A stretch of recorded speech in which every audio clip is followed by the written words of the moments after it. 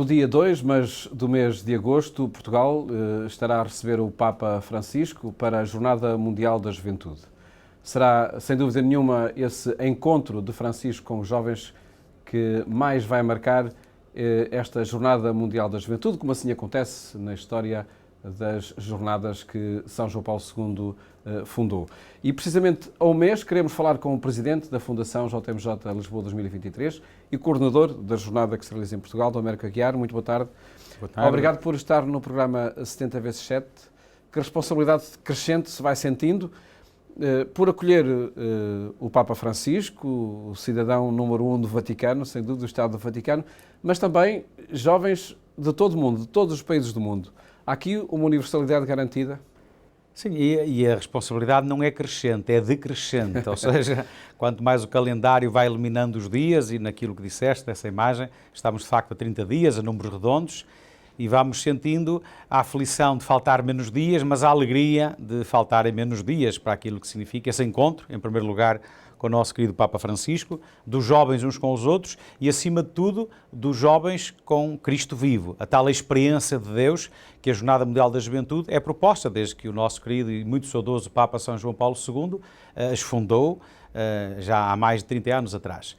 E, de facto, um dos objetivos de Portugal, já que ser a jornada mais participada de sempre não é possível, porque as Filipinas colocaram o assunto em vários milhões de participantes. A fasquia ficou muito alta, não é? Exatamente. Nós fomos sempre trabalhando o desejo, no coração de Deus, de podermos ter jovens de todos os países do mundo. Isso está a ser trabalhado. Os países com maiores dificuldades, seja da geografia, seja da situação sociopolítica, económica, estão a ser trabalhados de maneira a que nós possamos ter pelo menos 1 ou 2 jovens dessas geografias, dessas situações e que possamos ter o mundo verdadeiramente representado na Jornada de Lisboa. Vamos ver se é possível concretizar. Há dificuldades sociopolíticas e religiosas também que estão a impedir a participação de alguns países? Nós temos situações das mais diversas, não é? Sejam dificuldades políticas, económicas, sociais, e até às vezes coisas muito simples para nós, mas que são muito complicadas para esses jovens, que têm a ver, por exemplo, com um obstáculo muito significativo que é financeiro, que é fazer uma viagem desde o seu país, que implica passar por outros países, com várias paragens de avião, com várias ligações, e que para esses jovens é pura e simplesmente impossível sonhar e lutar por esse sonho. Daí que, quando o Papa Francisco nos fala nesta fraternidade universal e no coração de jovens daqui da Comitê Organizador Local, também nasceu o projeto Igrejas Irmãs, que pretendeu provocar algumas comunidades paroquiais a movimentarem-se para criar condições para que esses jovens viessem, e há se eu não estou errado, à volta de 60 jovens que vêm à jornada, muitos destes países sinalizados, graças à generosidade desse projeto das Igrejas Irmãs. Mas há situações em que os jovens não podem vir por não terem autorização? Nomeadamente no visto? Há situações dessas e há situações em que os jovens estarão não oficialmente. A participar nesta jornada? A participar na jornada de modo não oficial. Domérico Aguiar, a 30 dias da jornada, a preocupação é sobretudo logística, de ter tudo pronto para que depois a jornada decorra como deve ser? Desde o início que a Jornada de Lisboa, tal como as outras, tem a imprevisibilidade dos números. Não é? E nós estamos a 30 dias e continuamos sem fechar os números. Não é possível. Aliás, as inscrições terminam no último dia.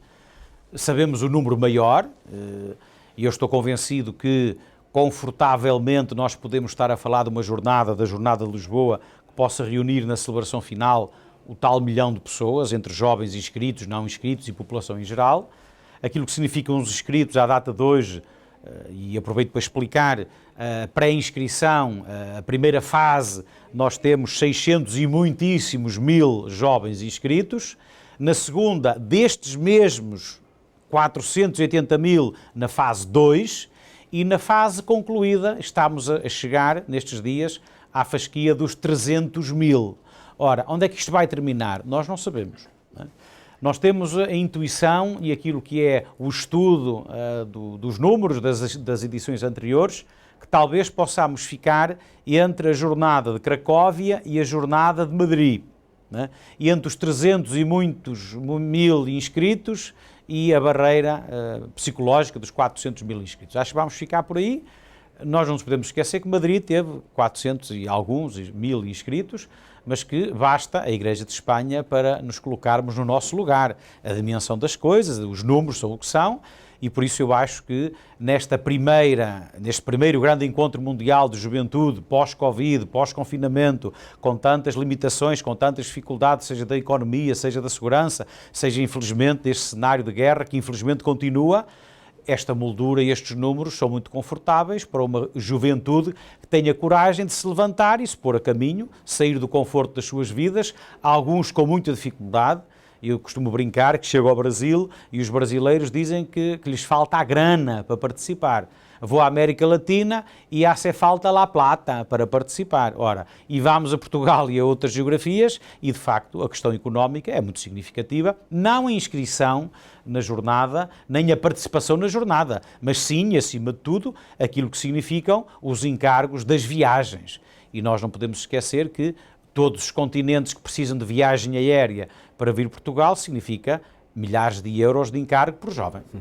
Ainda neste âmbito logístico, a obra já se vai vendo, a parte do organizador, do coordenador desta jornada está tranquilo, de facto, quanto às várias fases da execução das obras que são necessárias? Nós trabalhamos muito, até se calhar mais do que aquilo que é costume, às vezes, na programação, na antecipação dos problemas, na equação das soluções e das possibilidades, e sabemos que temos aquele hábito do desenrasque final, mas se acontecerem serão muito preparados, são muito imprevistos ou coisas feitas em cima da hora, muito preparados. Há dias tivemos aqui a visita dos chefes militares e um deles dizia-nos que é muito importante a programação, mas quando a guerra começa é importante agir na realidade das coisas. E é isso que tentamos fazer com a ajuda de muitos profissionais, de muitos voluntários, da alimentação, dos transportes, da saúde, da mobilidade, do acolhimento, das famílias de acolhimento, desta geografia de Lisboa, Setúbal e Santarém, das dioceses do país que na semana anterior já estarão em evolução com os dias das dioceses, e assim, temos a certeza que todos se entregaram, sem medida, sem limitação, fizemos a nossa parte, é pouquinho, agora, Deus providencia, que Ele também tem que fazer a parte dele, não é? Nesse decorrer das jornadas.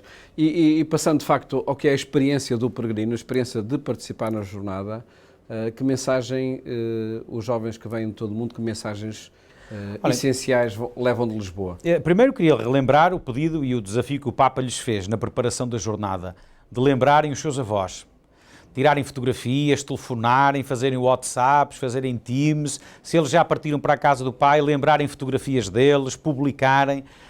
O Papa tem feito esse reforço, esse pedido, esta ligação intergeracional, os avós e os netos, os pais e os filhos, e isso é muito importante que na bagagem da preparação da jornada não esqueçam desse convite e desse apelo que o Papa lhes fez. É essa imagem da visitação que também marca de alguma forma a jornada e que está aqui presente, não é? Exatamente, nesta dupla vocação e missão, não é? Nós às vezes restringimos a visitação à questão de ir ao encontro da geografia, da periferia geográfica e existencial, levar ajuda sociocaritativa, mas nós não nos podemos esquecer que, em primeiro lugar, é o primeiro gesto de evangelização e de missão. Nossa Senhora leva pela primeira vez Cristo vivo para levar o seu testemunho junto da prima Isabel. E é muito isso, este levantar-se e partir apressadamente, colocado em primeiro lugar e no nome próprio de cada um dos peregrinos que saem dos seus países ao encontro de Portugal, para encontrarem Cristo vivo, mas eles próprios trazerem Cristo vivo e o testemunharem junto de cada um de nós. Qual é o grande fruto que eu gostava e rezo para que aconteça em relação a estes jovens, estes centenas de milhares de jovens que virão a Portugal? O que eu gostava é que eles regressassem aos seus países, às suas vidas, às suas realidades e tivessem uma decisão no seu coração de serem melhores pessoas. Que, em razão do encontro com Cristo vivo, do encontro com o Papa, do encontro com jovens diferentes, mas iguais na vontade de mudar o mundo, que regressassem com essa vontade, olha, tipo Baden-Powell, né, dos escuteiros, de mudar o mundo para que seja um bocadinho melhor, fazer o que está ao nosso alcance para melhorar o mundo. E a provocação que nós fazemos, que é do Papa, da reflexão na Laudato Si, na questão da sustentabilidade do planeta, a questão da Fratelli Tutti, de a jornada ser uma escola de conhecer o que é diferente, não é? o jovem branco, o jovem preto, o jovem gordo, o jovem magro, o jovem com piercings, sem piercings, o jovem americano, o jovem europeu, o jovem asiático, o jovem africano, o jovem com fé, o jovem sem fé, o jovem católico, o jovem muçulmano, o jovem judeu, o jovem que não está... A motivação não é nenhuma dessas, mas que apreciemos conhecer o que é diferente, que nos demos a conhecer também aquilo que é a nossa identidade e depois entendamos que o mundo se faz nesta diversidade. Ou seja, a diferença é uma riqueza, não é um obstáculo, não é um problema. E a jornada também tem sido e tem de ser cada vez mais uma escola de encontro, desta cultura do encontro que o Papa tanto fala, mas também de uma cultura da ternura, daquilo que é descobrir o que é diferente, apreciar as diferenças e caminharmos juntos com as opções de cada um, como é óbvio. O Papa Francisco, sem dúvida nenhuma, que é, enfim, a personagem principal, chamemos assim. Claro que Jesus Cristo estará no centro desses encontros com muitos jovens. Quando esteve com o Papa Francisco agora, muito recentemente, e ele garantiu que estaria em Lisboa, até por autorização dos médicos, foi um alívio que sentiu? Não, eu não senti alívio porque eu nunca tive dúvidas. Não é? Aliás, recebi críticas de mais um otimista excessivo, não é? Nunca tive dúvidas. Mesmo com aquela intervenção cirúrgica? Nunca tive, Paulo. É assim, a Jornada Mundial da Juventude é um sonho de Deus que foi semeado no coração do nosso querido Papa São João Paulo II. E até hoje fez mudar, antecipar fins de pontificados, fez alterações diversas, foi adaptada sempre, não esquecemos, as últimas jornadas do Papa João Paulo II, com todas as limitações físicas, não esquecemos a reflexão que Bento XVI nos ofereceu no resignação, a explicar a sua limitação de se deslocar ao Rio de Janeiro. Portanto, Deus providencia e esta jornada é a jornada do Papa Francisco. Muito querida, muito desejada, muito acompanhada, muito ao pormenor por ele em todas estas audiências, em todo este tempo, e por isso eu disse, nós só temos um plano, que é o plano F de Francisco, nem há plano B, nem C, nem D. Eu notei que algumas pessoas ficaram desconfortáveis, não é excesso de fé, é a certeza, a total confiança em Deus, de que esta é a jornada do Papa Francisco, e assim será. E é também uma certeza que decorre desses encontros periódicos que se mantém com o Papa? Sim, aliás, eu, de todas as vezes que estou com ele, após alguns incidentes e algumas maleitas, ele está sempre cada vez melhor, né? Cada vez mais fresco, cada vez mais empenhado, cada vez mais dedicado, numa entrega sem limites, naquilo que é, olhai, quem se relaciona com pessoas, com jovens octogenários, com avós, nota que há fragilidades e há limitações que nós vamos ter em conta, físicas, de deslocação, de mobilidade, disto ou daquilo, naquilo que é um redesenho em cima da hora dos compromissos, com mais ou menos duração, com mais ou menos possibilidades. Por exemplo, uma que podemos partilhar, estava previsto que o Papa fosse visitar algumas instituições e a solução que encontramos foi juntar as instituições no mesmo sítio. Assim, o Papa não tem que ir a 3 locais, entrar e sair do carro 3 vezes e passa a fazer uma e passa a encontrar-se com as pessoas da mesma maneira e tantos outros exemplos que podia dar que se resolvem com bom senso, acima de tudo. Adaptando tudo. A um mês da jornada, que urgências estão em cima da mesa? E eu vou sugerir desde já algumas.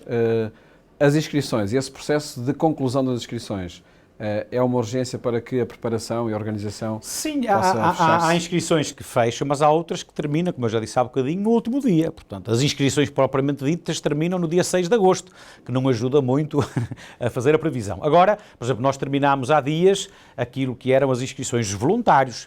Nós chegámos na fase 1 aos quase 30 mil. Agora é a fase das inscrições e concretizações, mas quase que chegámos àquele número redondo que era apenas uma referência e vamos ver como é que a concretização acontecerá. Também já terminou, dia 30, terminou a inscrição com alojamento, o que permite já começar a máquina das alocações, da distribuição das pessoas por alojamento. Ou seja, algumas inscrições já permitem avançar logisticamente com alguns pormenores. Outras não. Mas é lógico que estamos com o coração na boca, naquilo que significa, principalmente, não faltar nada naquilo que significa o número, não é? Porque nós podemos, isto é tudo grande, não é? Porque quando nós falamos 400 mil, 500 mil, 1 milhão, isto, qualquer coisa pequenina que seja, que custe 50 cêntimos vezes 1 milhão, é meio milhão de euros. faz sempre a diferença e por isso as preocupações andam sempre à volta dos números, aquilo que me dizes, as inscrições que são possíveis fechar, excelente, aquelas que se aproximam mais da realidade, excelente, aquelas que ficam abertas até ao fim, vamos arriscando. As famílias de acolhimento, o número ficou aquém das expectativas? É assim, nós há dias tínhamos ultrapassado as 6.000, Isso em Lisboa? Sim, em Lisboa, e depois há as dioceses de Setúbal e Santarém, e depois há a grandeza de coração de todas as dioceses, nos dias das dioceses. O Papa e todas as jornadas têm acontecido o mesmo. O grande bloqueio chama-se medo. As pessoas têm medo. Aliás, eu apelo, continuo a apelar, até quem vive sozinho, o avô, a avó, as circunstâncias diversas, não tenham medo. Nunca aconteceu nada de mal. Pelo contrário, acontecem coisas boas. Agora é preciso vencer o medo. Nós vamos, agora nestes dias, estamos a começar a pedir às pessoas que se inscreveram para colocar na sua varanda, na sua janela, um estandarte que diz a sua família de acolhimento, para provocar a vizinhança, não é? Para que a vizinha também queira, para que o de cima também queira, a rua da frente também queira, para ainda podermos ter mais. Porque é assim, é uma proposta que fazemos aos jovens, porque a esmagadora maioria, aqui que ninguém nos ouve, quer estar com o seu grupo grande, querem estar 50. Nós já fomos jovens, não é? E por isso nós gostamos de estar 50 juntos. Não apreciamos muito estar em dois num sítio com uma pessoa, até estranha também, porque os jovens também têm algum medo. Ora, mas proporcionar esta experiência é o momento alto da jornada, porque depois quando fazem a avaliação, é isso que dizem, quer as famílias que acolheram, quer os jovens forem acolhidos. Por isso, quantas mais tivermos, melhor será. E esse é um apelo que interessa insistir nele, agora 30 dias. Sim, até ao fim é possível essa disponibilidade que muito agradecemos. Que outras urgências o fazem perder o sono? Olha, uma que também aproveito para renovar o apelo, que tem a ver com a rede de alimentação. É óbvio que é mais fácil as grandes redes de alimentação aderirem, não é? Os grandes nomes, as redes de restaurantes, de takeaway, como agora se diz, enfim, de distribuição massiva de alimentação, mas nós queremos chegar ao café, ao snack bar, até digo à relote, não é? Ou seja, que nós queremos chegar a todos. E é muito importante, e neste território de Setúbal, Santarém e Lisboa, que todos tenham noção que todos podem aderir, todos podem proporcionar aos jovens o menu JMJ. E eu convido que vão à plataforma da jornada, até peço que depois possa passar no rodapé esta informação, de verem como é que fazem, porque o que nós queremos é que nos disponibilizem um menu, há um valor de referência que depois é indicado. E a partir daí, o que nós queremos é que os jovens possam ir almoçar ou jantar a qualquer sítio. E a partir daí, olhai, porque assim, o que é difícil? Se 100.000 jovens quiserem ir almoçar ao mesmo restaurante, vai ser complicado, vai ser impossível. Mas se os 100.000 jovens que estão naquele quarteirão se distribuírem por todas as possibilidades que lá existem, vai ser mais fácil. Porque os jovens tanto podem ir ao café, ao restaurante e comer lá, como podem ir lá e levantar a refeição e irem para o jardim, como podem ir até às superfícies, algumas superfícies que vão aderir, que estão a aderir. Todas estas possibilidades juntas corresponderão à necessidade de alimentação. E quem já participou numa jornada, como nós, sabe que nos primeiros dias é difícil, não sabemos onde nem como, depois no fim é mais fácil, mas quanto mais diversidade, mais facilidade em corresponder. A mobilidade será enfim, ia perguntar se será uma dor de cabeça nesses dias. Olha, eu há dias provoquei os ouvintes, os telespectadores, os leitores, dizendo que Lisboa vai estar um caos. E fiz de propósito, para entendermos o seguinte: a normalidade de uma jornada é confusão. É uma confusão sã, serena, sem problemas, mas é um aperto. De um momento para o outro, termos mais 1 milhão de pessoas a circular, a comer, a beber e a passear, é um aperto, como é óbvio. Qual é o papel das organizações em todas estas jornadas de todos estes países onde já aconteceu? É diminuir os constrangimentos. É tomar medidas e com o Estado, com o Governo, com as autarquias, com as polícias, com a Proteção Civil, criar... Estão a ser tomadas, estão a ser pensadas de maneira a diminuir os constrangimentos. No fim, o que é que nós queremos? Que as pessoas se sintam envolvidas. Nós vamos tentar, nós estamos a um mês, principalmente nas caixas do correio, das freguesias mais próximas do evento, distribuírem todas um flyer, um desdobrável, que diga o que é a jornada, quais são os constrangimentos programados ou que podemos antecipar, para que todos se sintam dentro. e que vivam o constrangimento com adesão. É assim, vai haver constrangimento, mas é feliz, porque no fim é a minha comparticipação para a jornada. Estar um bocadinho constrangido, mas é a minha colaboração. No dia 7 de agosto, acredito que não dê para descansar imediatamente, porque muito haverá a fazer no pós-jornada, mas perguntava-lhe sobretudo no que fica, seja na Igreja Católica em Portugal, seja nos vários contingentes de países que vêm até nós, que consequência pode ter que esta jornada em Lisboa? É assim, o fruto maior da jornada é aquilo que tem vindo a ser feito até hoje por todos. Nós estamos mais ou menos distraídos, mas já passaram 4 anos. Desde que o Papa não anunciou a jornada no Panamá, foi o Cardeal Farrell que o fez, a 27 ou 29, já não me lembro, de janeiro de 2019, até hoje já passaram mais de 4 anos. E olhai, o que nós passamos, como povo português, como humanidade, como cada um, com o confinamento, com o Covid, com as aflições, com a economia, o que nós passamos. E, portanto, as coisas mais importantes que nos marcam para a jornada já aconteceram, estão a acontecer. Eu gostava de sublinhar... Isso é o grupo que está a preparar. O grupo que está a preparar e os jovens que se preparam para a jornada, não é? Porque nós estamos aqui no México, em tantos países, no Brasil, na Espanha, os jovens estão-se a preparar. Estão a vender bolos, estão a fazer quermesses, estão a fazer não sei o quê, estão a rezar, estão a fazer tudo para a preparação da jornada. Naquilo que é Portugal, eu permitia focar de um modo especial as estruturas que se criaram para a jornada. Os comitês paroquiais, quase todas as paróquias do país têm um grupo de trabalho para a jornada, os comitês vicariais, ou das ouvidorias, ou dos arciprestados, e os comitês diocesanos. São milhares e milhares de jovens em todo o país que se têm dado sem medida para construir a Jornada Mundial da Juventude. E isto é o fruto maior da jornada, pós-jornada, que nós vamos ter. Eu tenho dito aos senhores bispos, tenho dito a todos, da minha gratidão repetida e sublinhada a estes jovens heróis que fizeram a peregrinação dos símbolos nas dioceses, que continuam a alimentar a chama da jornada durante 4 anos, porque olhai, o prolongamento do tempo não foi bom, foi negativo, cansou as equipas, desmobilizou as pessoas. E, portanto, este tempo supletivo foi negativo para aquilo que é o desafio que nós temos pela frente, mas veio também reforçar a heroicidade destes homens, destas mulheres, destes jovens e destes adolescentes. E o que eu tenho pedido é que não os percamos. Não percamos estes jovens. Criemos condições para que eles possam continuar heroicamente a servir a Igreja, porque olhai lá, e é uma provocação que eu tenho feito, se chegarmos ao fim e a única proposta que nós temos para os jovens portugueses, para os católicos, para os cristãos e para aqueles que ficaram curiosos sobre o que testemunharam e viveram na jornada, se a única proposta é que há missa ao domingo às 11 na nossa comunidade, isso é curto, é muito curto, isso terá sido uma perda de tempo, tudo o que fizemos e tudo o que investimos e toda a vida e sangue que demos para a jornada. E, portanto, nós temos de ter consciência que há muita fome, há muita procura, há muita sede, há muita curiosidade, há muita disponibilidade. O Papa disse aos jovens para levantarem o rabo do sofá e eles levantaram. Agora não lhes podemos dizer para se sentarem outra vez. E isso é muito exigente para nós bispos, para nós padres, para nós leigos, agentes da Pastoral da Juventude. É assim, meus amigos, se é para fazer o mesmo que sempre fizemos até hoje na Pastoral da Juventude em Portugal, não valeu a pena.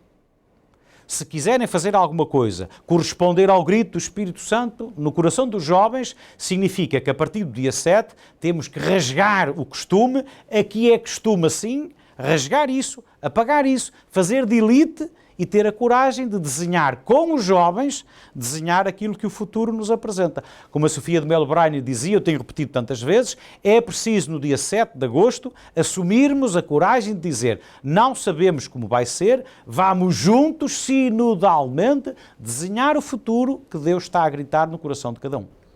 Américo Aguiar, fica esse desafio para o pós-jornadas e felicidades também para este mês que falta para preparar o encontro que acontece em Lisboa. Muito bem. Rezem pela jornada até um dia destes, se Deus quiser, num local qualquer onde será, nos encontraremos. Assim não será difícil nos encontrarmos de facto. Muito obrigado obrigado por ter estado aqui no programa 60x7, precisamente quando falta um mês para a Jornada Mundial da Juventude e ao longo deste mês de julho, seja aqui no programa 60x7, seja no programa Eclésia, iremos acompanhar a cada passo a preparação da Jornada Mundial da Juventude. Votos de um ótimo domingo e até amanhã, se Deus quiser.